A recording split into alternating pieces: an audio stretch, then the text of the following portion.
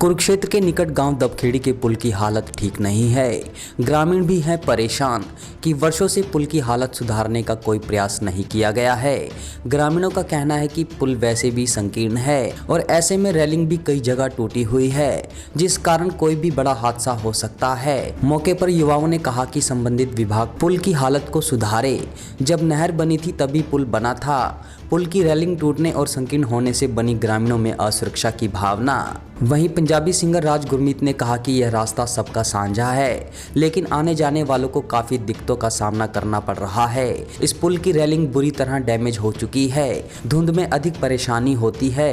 कई बार लोगों को दुर्घटना का शिकार होना पड़ रहा है। संबंधित विभाग को तुरंत इस ओर ध्यान देना चाहिए। ग्रामीण कर्मजीत सिंह ने बताया कि गाँव दबखेड़ी के निकट नहर के ऊपर जो पुल बना हुआ है, इसकी हालत ठीक नहीं है और बहुत ही संकीर्ण है। इस पुल को करीब 20-25 गांव लगते हैं। इस पुल से हर तरह के वाहन गुजरते हैं। पुल की हालत को देखते हुए आने जाने वाले वाहनों को काफ़ी दिक्कतों का सामना करना पड़ रहा है। वाहनों की टक्करों के कारण कई जगह पुल टूटा हुआ है। प्रशासन को पुल को चौड़ा कर ठीक करना चाहिए। अगर पुल को कोई भी दिक्कत आती है तो कुरुक्षेत्र से संपर्क टूट जाता है। ग्रामीण मनिंदर सिंह ने कहा कि नहर के ऊपर बने पुल की रेलिंग टूटी हुई है और नहर में भी गंदगी अटकी हुई है। पुल के ऊपर ही पॉलीथीन लटके हुए हैं। 25 साल पहले नहर बनी थी। इसके बाद पुल की हालत सुधारने की ओर कोई ध्यान नहीं दिया जा रहा है। ना तो प्रशासन एवं ना ही सिंचाई विभाग कोई भी इस ओर ध्यान नहीं दे रहा है। सुनील जी, जिद्दां ਅਸੀਂ ਆਲਰੇਡੀ ਪਹਿਲਾਂ ਵੀ ਮੈਂ ਕੱਲ ਵੀ ਸੋਸ਼ਲ ਮੀਡੀਆ ਤੇ ਵੀਡੀਓ ਇਹਦੇ ਵਾਸਤੇ ਪਾ ਚੁੱਕਿਆ ਹਾਂ ਕਿ ਇਹ ਸਾਡਾ ਵੇ ਆਉਣ ਜਾਣ ਦਾ, ਔਰ ਇਹ ਸਾਡਾ ਹੀ ਨਹੀਂਗਾ, ਸਾਰੀ ਦੁਨੀਆ ਦਾ। ਬਹੁਤ ਸਾਰੇ ਲੋਕ ਜਿਹੜੇ ਇੱਥੋਂ ਲੰਘਦੇ ਆ ਹਨਾ, ਇਹ ਰਸਤਾ ਸਭ ਦਾ ਸਾਂਝਾ ਆ ਔਰ ਬਹੁਤ ਸਾਰੇ ਸਕੂਲ ਦੇ ਬੱਚੇ ਵੀ ਇੱਥੋਂ ਪਾਸ ਆਊਟ ਹੁੰਦੇ ਆ। ਤੇ ਮੈਂ ਕਾਫੀ ਦਿਨਾਂ ਤੋਂ ਲੰਘਦਾ ਹੋਇਆ ਇੱਥੋਂ ਨੋਟਿਸ ਕਰ ਰਿਹਾ ਸੀਗਾ ਕਿ ਇਹ ਜਿਹੜਾ ਬ੍ਰਿਜ ਹੈਗਾ ਆ ਬਣਿਆ ਹੋਇਆ ਨਹਿਰ ਦੇ ਉੱਪਰ, ਇਹਦੀ ਰੇਲਿੰਗ ਜਿਹੜੀ ਹੈ ਕਾਫੀ ਦਿਨਾਂ ਦੀ ਜਿਹੜੀ ਡੈਮੇਜ ਹੋਈ ਹੈ। ਤੇ ਕੋਈ ਵੀ ਨੇਤਾ ਜਿਹੜੇ ਨੇ ਉਹ ਵੀ ਇਸ ਪੁਲ ਤੋਂ ਲੰਘ ਜਾਂਦੇ ਨੇ ਹਨਾ, ਕੋਈ ਮੰਤਰੀ ਜਿਹੜੇ ਉਹ ਵੀ ਇੱਥੋਂ ਲੰਘ ਜਾਂਦੇ। ਕਿਸੇ ਦੀਆਂ ਵੀ ਅੱਖਾਂ ਖੁੱਲੀਆਂ ਨਹੀਂ ਗਈਆਂ ਕਿ ਜਿਹੜਾ ਵੇਖ ਕੇ ਜਿਹੜਾ ਇਹਦੇ ਕੰਸਰਨ ਡਿਪਾਰਟਮੈਂਟ ਆ ਉਹਨੂੰ ਇਨਫੋਰਮ ਕਰੇ ਵੀ ਇਹਨੂੰ ਨੋਟਿਸ 'ਚ ਲੈ ਕੇ ਤੇ ਇਹਨੂੰ ਠੀਕ ਕਰਵਾਇਆ ਜਾਵੇ। ਪਤਾ ਨਹੀਂ ਕਿਉਂ ਮਤਲਬ ਇੰਨੀ ਲਾਪਰਵਾਹੀ ਵਰਤੀ ਜਾ ਰਹੀ ਹੈ ਕਿ ਇਨਸਾਨ ਦੀ ਜਾਨ ਦੀ ਕੋਈ ਕਦਰ ਜਿਹੜੀ ਨਹੀਂ ਸਮਝੀ ਜਾ ਰਹੀ। ਪਹਿਲੇ ਵੀ ਹਾਦਸੇ ਹੋ ਚੁੱਕੇ ਇੱਥੇ ਹੋ ਚੁੱਕੇ ਜੀ। ਇਹ ਬੱਚੇ ਦੱਸ ਰਹੇ ਨੇ ਕਿ ਕਈ ਵਾਰ ਸਾਈਕਲ ਵਾਲੇ ਜਿਹੜੇ ਆ ਇੱਥੋਂ ਡਿੱਗੇ ਆ ਇਹਦੇ ਵਿੱਚ ਨਹਿਰ ਦੇ। ਉਹ ਤੇ ਚਲੋ ਇਹ ਪਿੰਡ ਦੇ ਲੋਕ ਮੈਕਸੀਮਮ ਜਿਹੜਾ ਤਰਨਾ ਜਾਣਦੇ ਆ, ਚਲੋ ਬਚਾਅ ਹੋ ਗਿਆ। ਲੇਕਿਨ ਜਿਹੜਾ ਹੁਣ ਗਾਂਹ ਵਾਲਾ ਸਮਾਂ ਆ ਰਿਹਾ ਆ, ਧੁੰਦਾਂ ਪੈਣੀਆਂ ਆ ਹਨਾ, ਮੌਸਮ ਸਿਆਲ ਦਾ ਆ ਰਿਹਾ, ਸਰਦੀਆਂ ਦਾ ਮੌਸਮ ਆ, ਤੇ ਉਹਦੇ ਵਿੱਚ ਕੀ ਹੈ ਕਿ ਦਿਖਦਾ ਵੀ ਨਹੀਂਗਾ, ਵਿਜ਼ਿਬਿਲਿਟੀ ਖਤਮ ਹੋ ਜਾਂਦੀ ਹੈ। ਦੂਸਰਾ ਕੀ ਹੈ ਕਿ ਇਹ ਰੋਡ ਜਿਹੜਾ ਆ, ਇਹ ਪੁਲ ਜਦੋਂ ਦਾ ਬਣਿਆ ਹੋਇਆ ਉਸ ਤੋਂ ਬਾਅਦ ਕਦੀ ਵੀ ਇਹਦੇ ਬਾਰੇ ਸੋਚਿਆ ਨਹੀਂ ਗਿਆ ਵੀ ਇਸ ਪੁਲ ਨੂੰ ਖੁੱਲ੍ਹਾ ਕਰਕੇ ਬਣਾਇਆ ਜਾਏ, ਕਿਉਂਕਿ ਵਹੀਕਲ ਡੇ ਬਾਈ ਡੇ ਜਿਹੜੇ ਵੱਧਦੇ ਜਾ ਰਹੇ ਆ, ਕਾਰਾਂ ਜੀਪਾਂ ਜੋ ਵੀ ਲੋਕਾਂ ਦੇ ਸਾਧਨ ਹੈਗੇ ਉਹ ਵੱਧ ਰਹੇ ਆ। ਲੇਕਿਨ ਪੁਲ ਦਾ ਨਿਰਮਾਣ ਜਦੋਂ ਦਾ ਹੋਇਆ ਆ, ਜਿੰਨੇ ਸਾਲ ਹੋ ਗਏ, ਉਸ ਤੋਂ ਬਾਅਦ ਇਹਨੂੰ ਨਾ ਤਾਂ ਇਹਦੀ ਮੁਰੰਮਤ ਕਦੀ ਹੋਈ ਆ ਤੇ ਨਾ ਹੀ ਕਦੀ ਇਹਨੂੰ ਖੁੱਲ੍ਹਾ ਕਰਨ ਦੇ ਬਾਰੇ ਸੋਚਿਆ ਗਿਆ ਆ ਵੀ ਦੋ ਵਹੀਕਲ ਜਿਹੜੇ ਆ, ਦੋ ਕਾਰਾਂ ਬਰਾਬਰ ਇਹ ਤੋਂ ਲੰਘ ਸਕਣ। ਤੇ ਅਸੀਂ ਇੰਨੇ ਕੁ ਜ਼ਿਆਦਾ ਪਰੇਸ਼ਾਨ ਆ ਇਸ ਪੁਲ ਦੀ ਇਸ ਵਿਵਸਥਾ ਤੋਂ ਕਿ ਔਰ ਸਾਈਡਾਂ ਤੇ ਦੇਖੋ ਤੁਸੀਂ, ਮਿੱਟੀ ਜਿਹੜੀ ਇੰਨੀ ਡਾਊਨ ਹੋਈ ਪਈ ਆ ਵੀ ਅਗਰ ਸਾਈਡ ਦੇਣੀ ਪਵੇ ਤੇ ਇੱਕ ਬੰਦੇ ਨੂੰ ਗੱਡੀ ਬਿਲਕੁਲ ਸੜਕ ਤੋਂ ਥੱਲੇ ਉਤਾਰਨੀ ਪੈਂਦੀ ਹੈ। ਮੈਂ ਇੱਕ ਗੱਲ ਕਰਨੀ ਚਾਹਾਂਗਾ ਕਿ ਦੇਖੋ, ਹਰ ਇੱਕ ਦੀਆਂ ਆਪੋ ਆਪਣੀਆਂ ਮਾਨਤਾਵਾਂ ਨੇ। ਅਸੀਂ ਕਿਸੇ ਨੂੰ ਮਾੜਾ ਨਹੀਂ ਕਹਿਣਾ ਚਾਹੁੰਦੇ, ਲੇਕਿਨ ਪਤਾ ਨਹੀਂ ਲੋਕਾਂ ਦੀ ਸਮਝ ਕਿਉਂ ਇੰਨੀ ਗਿਰ ਚੁੱਕੀ ਆ ਕਿ ਆਪਣੇ ਘਰ ਦਾ ਕਚਰਾ, ਕੂੜਾ, ਪੋਲੀਥੀਨ ਲਿਆ ਕੇ ਤੇ ਆ ਪੁਲ ਦੇ ਉੱਤੇ ਜਿਹੜਾ ਆ ਬੰਨ੍ਹ ਦਿੱਤਾ ਗਿਆ ਆ ਜਾਂ ਇਹਦੇ ਵਿੱਚ ਸੁੱਟ ਦਿੱਤਾ ਜਾਂਦਾ ਆ। ਉਹ ਜਾ ਕੇ ਗਾਂਹ ਜਿਹੜਾ ਨੁਕਸਾਨਦਾਇਕ ਹੁੰਦਾ ਆ।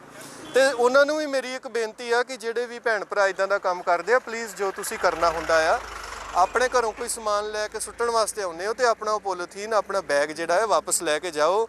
ਇੱਦਾਂ ਰੱਬ ਖੁਸ਼ ਨਹੀਂ ਹੋਣਾ ਵੀ ਉਹ ਪੋਲੀਥੀਨ ਵੀ ਤੁਸੀਂ ਉੱਥੇ ਹੀ ਸੁੱਟ ਕੇ ਗਏ ਤੇ ਸ਼ਾਇਦ ਤਾਂ ਹੀ ਚੰਗਾ ਹੋਣਾ ਆ। ਰੱਬ ਜਿਹੜਾ ਚੰਗੇ ਕਰਮਾਂ ਨਾਲ ਖੁਸ਼ ਹੋਣਾ ਆ ਤੇ ਚੰਗੇ ਕਰਮ ਕਰੋ ਤਾਂ ਕਿ ਜਿਹੜੇ ਇਹ ਸਮੱਸਿਆਵਾਂ ਤੋਂ ਨਿਜਾਤ ਮਿਲੇ। ਮੈਂ ਦੁਬਾਰਾ ਫਿਰ ਤੁਹਾਡੇ ਮਾਧਿਅਮ ਦੇ ਨਾਲ ਇਹ ਗੱਲ, ਜਿਹੜੇ ਵੀ ਅਦਾਇਰੇ, ਜਿਹੜੇ ਡਿਪਾਰਟਮੈਂਟ ਇਹਦੇ ਤੋਂ ਰਿਲੇਟਡ ਨੇ, ਉਹਨਾਂ ਤੱਕ ਇਹ ਗੱਲ ਜਿਹੜੀ ਪਹੁੰਚਾਉਣਾ ਚਾਹੁੰਦਾ ਆ ਕਿ ਜਲਦ ਤੋਂ ਜਲਦ ਜਿਹੜਾ ਆ ਇਸ ਗੱਲ ਨੂੰ ਕੰਸਰਨ ਦੇ ਵਿੱਚ ਲੈ ਕੇ ਔਰ ਇਸ ਪੁਲ ਦੀ ਜਿਹੜੀ ਹੈ ਮੁਰੰਮਤ ਕੀਤੀ ਜਾਵੇ ਸਹੀ ਤਰੀਕੇ ਨਾਲ।